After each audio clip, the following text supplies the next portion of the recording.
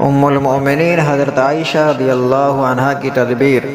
ایک مرتبہ مدینہ منورہ میں قحط پڑا، بارش ہوتی نہ تھی، لوگ پریشان ہو کر ام المؤمنین حضرت عائشہ رضی اللہ عنہا کی خدمت میں حاضر ہوئے اور عرض کیا، اے ام المؤمنین، بارش نہیں ہوتی، قحط پڑ گیا ہے، آپ رضی اللہ عنہا کے پاس حاضر ہوئے ہیں،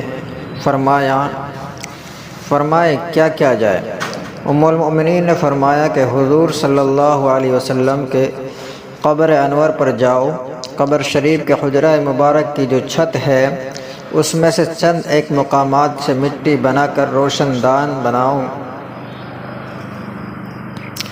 تاکہ قبر شریف اور آسمان کے درمیان کوئی پردہ نہ رہے اور آسمان کو قبر شریف نظر آنے لگے۔